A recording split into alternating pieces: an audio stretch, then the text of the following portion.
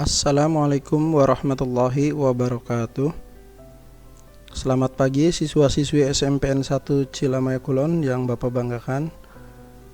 Pada hari ini kita akan mempelajari bab 5, yaitu tentang mengagungkan Allah Subhanahu wa taala dengan tunduk pada perintahnya. Sebelum kita mulai, mari kita berdoa bersama-sama dulu. Bismillahirrahmanirrahim. Rabbi zidni ilma warzuqni fahma waj'alni minas shalihin. Amin. Nah, untuk materi yang akan kita pelajari pada pertemuan kali ini yaitu tentang agama memerintahkan untuk sujud syahwi, sujud tilawah dan sujud syukur. Tata cara melaksanakan sujud syahwi, sujud tilawah dan sujud syukur, hikmah sujud syahwi, sujud tilawah dan sujud syukur dalam kehidupan sehari-hari, dan menanamkan sikap rendah hati, menjauhkan diri dari perilaku sombong dan takabur, dan menjadi insan yang pandai bersyukur. Nah, untuk yang pertama, perintah agama untuk sujud syukur, syahwi, dan tilawah. Sujud menggambarkan penghambaan dan kepasrahan diri kepada Allah Subhanahu wa taala. Manusia bersujud hanya kepadanya. Kaki, lutut, telapak tangan, dan dahi menempel semuanya di atas alas. Hal ini menunjukkan kepatuhan, ketundukan, dan kepasrahan kepada Allah. Dan pada sesama manusia, kita diperintahkan untuk saling menghormati dan saling menghargai. Setiap sholat memiliki aktivitas sujud, kecuali sholat jenazah. Pada setiap sholat fardu, kita melakukan sujud sebanyak 34 kali setiap hari. Semakin banyak sholat sunnah yang dilakukan, maka semakin banyak pula jumlah sujud yang dilakukan. Dan pada pembahasan ini akan diuraikan beberapa macam sujud yang dapat dilakukan selain sujud dalam sholat. Sujud tersebut adalah sujud syukur, sujud sahwi, dan sujud tilawah. Baik, yang pertama adalah sujud syukur. Sujud syukur dimaknai sebagai terima kasih kepada Allah Subhanahu wa taala. Sujud syukur dilaksanakan ketika seseorang memperoleh nikmat dari Allah dan terhindar dari bahaya. Kata alhamdulillah sering diucapkan oleh kita.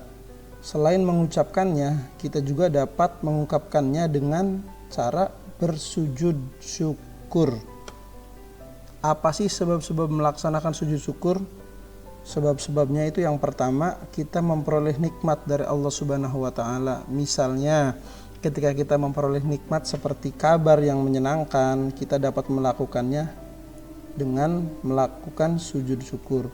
Atau ketika kita terhindar dari bahaya, kita juga disunahkan untuk melakukan sujud syukur.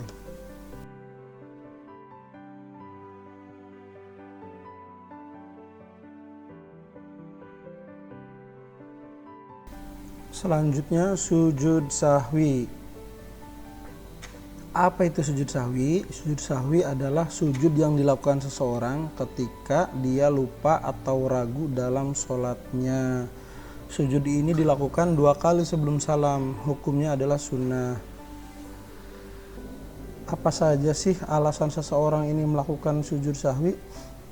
Alasan seseorang melakukan sujud sahwi diantaranya yang pertama, dia lupa atau tidak melakukan salah satu rukun sholat seperti ruku atau sujud.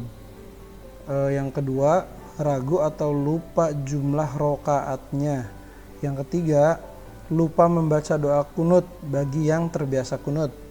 Yang keempat, lupa mengerjakan tasyahud awal. Yang kelima, kekurangan atau kelebihan jumlah rokaat dan lain-lainnya.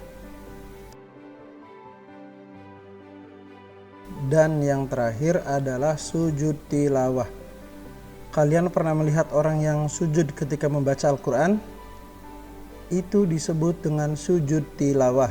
Sujud tilawah dilakukan ketika membaca ayat-ayat sajadah dalam Al-Quran, baik ketika seseorang itu sedang melaksanakan sholat maupun di luar sholat.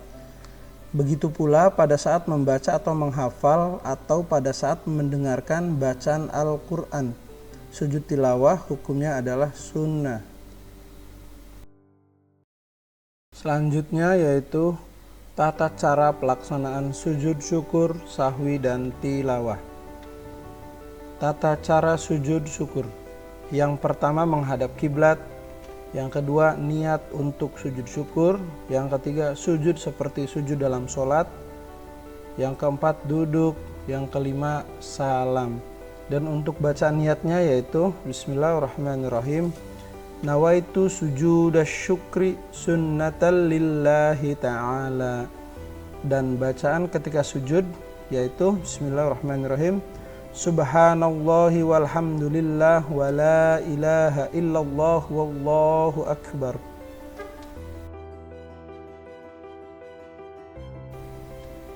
Selanjutnya tata cara sujud sahwi.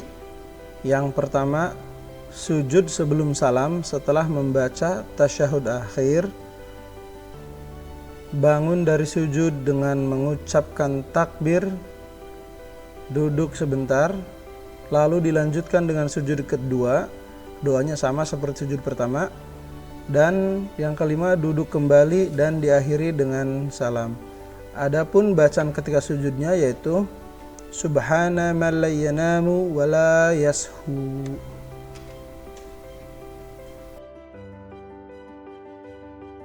Nah, kemudian selanjutnya ada sujud tilawah. Jadi sujud tilawah itu bisa dilakukan di luar sholat ataupun di dalam sholat. Untuk yang pertama, sujud tilawah di luar sholat.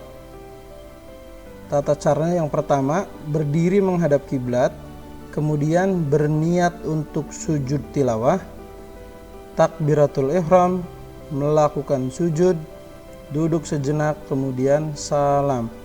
Untuk niat sujud tilawah yaitu Bismillahirrahmanirrahim. Nawaitu sujuda tilawati sunnatan lillahi ta'ala. Dan bacaan ketika sujudnya Sajada wajhi lilladzi khalaqahu wa syaqqa sam'ahu wa basarahu bihaulihi wa quwwatihi. Dan untuk tata cara sujud tilawah yang dilakukan di dalam sholat yaitu ketika sedang berdiri dalam sholat membaca ayat sajadah atau imam membaca ayat sajadah, langsung mengerjakan sujud satu kali dengan membaca doa sujud tilawah yang doanya sama seperti sujud tilawah di luar sholat. Setelah sujud langsung berdiri lagi dan melanjutkan sholat kembali. Hikmah sujud syukur, sahwi, dan tilawah yaitu yang pertama, agar manusia tidak sombong dan angkuh walaupun mempunyai kelebihan. Yang kedua, memahami bahwa setiap orang pasti pernah berbuat salah. Apabila seseorang mengakui kesalahan dan minta maaf, maka kita hendaknya memberi maaf. Yang ketiga, manusia tempatnya salah dan dosa, sehingga ketika melakukan kesalahan hendaknya segera meminta maaf. Yang keempat, lebih menghayati bacaan dan makna Al-Quran. Kelima, mendekatkan diri kepada Allah Subhanahu wa Ta'ala. Keenam, mensyukuri nikmat yang telah diberikan oleh Allah Subhanahu wa Ta'ala.